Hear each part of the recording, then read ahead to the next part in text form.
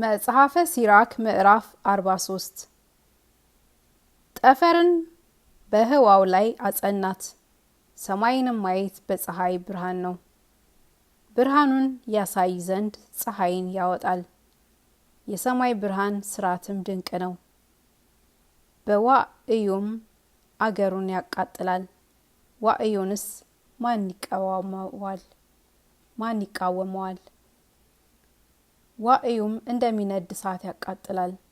የፀሐይ ሶስተኛ ብርሃኗ ተራሮችን ያቃጥላቸዋል። የእሳትም ዋዕይ ከሱ ይገኛል። ብርሃኑንም ማየት ዓይን ያጣምማል። የፈጠረው እግዚአብሔርም ደግ ነው፣ በቃሉም ፈጥኖ ይሄዳል። ጨረቃም ለሰው ሁሉ ምልክት ነው፣ ለአገሩም ሁሉ ምልክት ነው። በሷም ቀን ይለያል። በጨረቃም የበዓላቱ ምልክት ይታወቃል። ህዕጸ እያደረገ የሚያልቅ ብርሃን እሱ ነው። ጨረቃስ እንደ ስሟ ናት፣ ከዋክብትም እንድትበልጥ ድንቅ ነው። በሰማይ ሰራዊት በከዋክብት ስርዓትም ህዕጽን ምላትን እንድታፈራርቅ ድንቅ ነው። በሰማይ ሰራዊት በከዋክብትም መካከል ሆና ታበራለች። የሰማይ ጌጥ የከዋክብት ብርሃን ነው። እግዚአብሔር በፈጠረው በጠፈር ሆነው ለዚህ ዓለም ያበራሉ። በጌትነቱም ቃል በየስራቸው ጸንተው ይኖራሉ። ከስራታቸውም ወጥተው አያልፉም። ብርሃኑ ፈጽሞ ያማረ ነውና ቀስተ ደመናውን አይተህ ፈጣሪውን አመስግነው። በሰማይ ይከፍላል፣ ብርሃኑም ይከበዋል። የእግዚአብሔር ቃሉ ይከፍለዋል።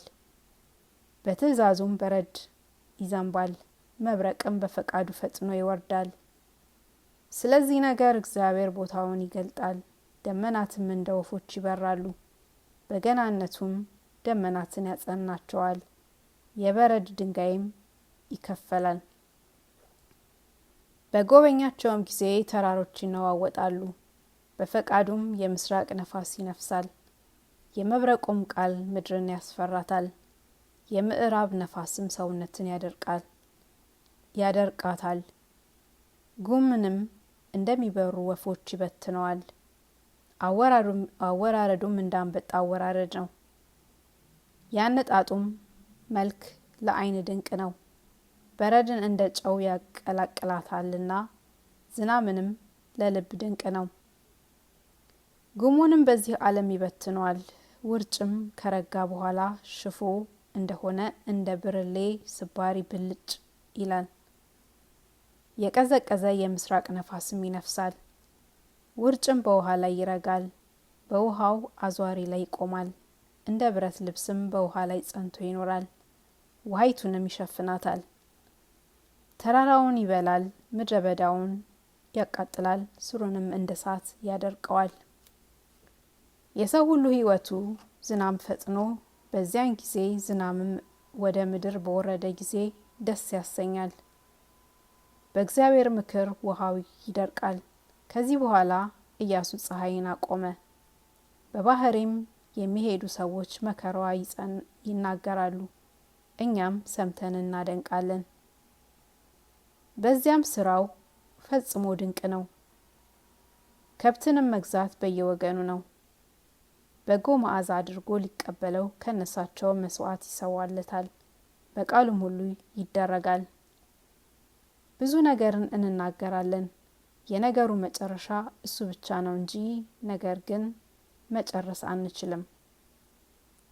ከፍጥረቱ ሁሉ እርሱ ይበልጣልና እሱን ማመስገን ምን ያህል እንችላለን? እግዚአብሔር ልውጥ ነው፣ የሚያስፈራ ነው።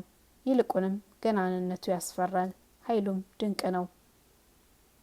ጨርሳችሁ ማመስገንን አትጠነቀቁምና ምንም ባትጠነቀቁ የተቻላችሁን ያህል እግዚአብሔርን አመስግኑት፣ አግኑት። ዳግመኛም ከዚህ ሁሉ ይበልጣል። በፍጹም እውቀታችሁም አግኑት። አትድረሱበትና ምንም ባትደርሱበት እሱን ማመስገንን ቸል አትበሉ። አይቶ የሚነግረን ማን ነው? በገናነቱስ ልክ ማን ያገነዋል? የማይታየው ከዚህ የሚበልጠው ፍጥረቱ ብዙ ነው። ያየነው ፍጥረቱ ግን ጥቂት ብቻ ነው። እግዚአብሔር ሁሉን ፈጥሯልና ለደጋጎች ሰዎች ጥበብን ሰጣቸው።